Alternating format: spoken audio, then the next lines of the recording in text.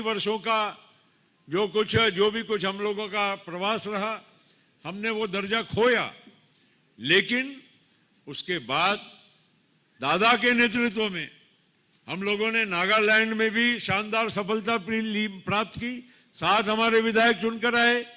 अरुणाचल में भी हमको शानदार सफलता प्राप्त हुई, 12% वोट लिया हमने अरुणाचल में, हमारे 3 आमदार वहां चुनकर आए।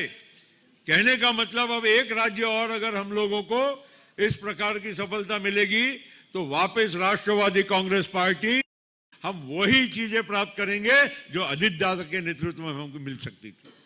और ये महाराष्ट्र में, देश में ये संदेश हम लोगों को आज के इस अधिवेशन के माध्यम से लेकर जाना है, क्योंकि कोई भी पार्टी निरंतर होती है, पार्टी के लोगों का भविष्य उसके साथ जुड़ा हुआ है, आपके अगली पीढ़ी का भी भविष्य जुड़ा हुआ है, महाराष्ट्र का भी भविष्य जुड़ा है, महाराष्ट्र की अगली पीढ़ी का भी भविष्य जुड़ा हुआ है।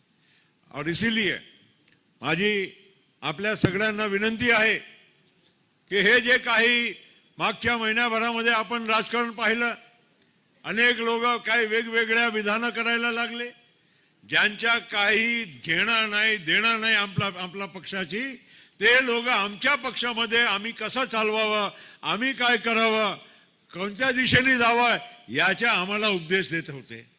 ते तुम्ही बघितलं, ऐकलंय, काय काय चाललं आहे ते सगळं तुम्हाला राजकारण माहित आहे।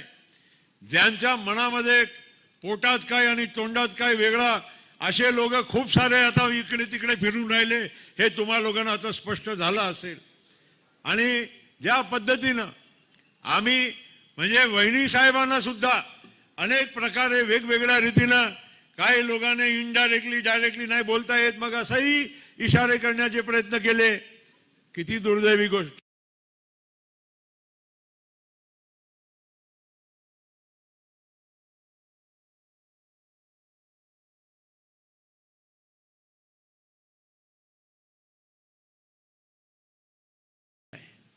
आज आम्ही आदरणीय वहिनीला आपण विधिमंडळाचे त्यांना आपले नेते मानले, त्याच्यानंतर त्यांची शपथ झाली।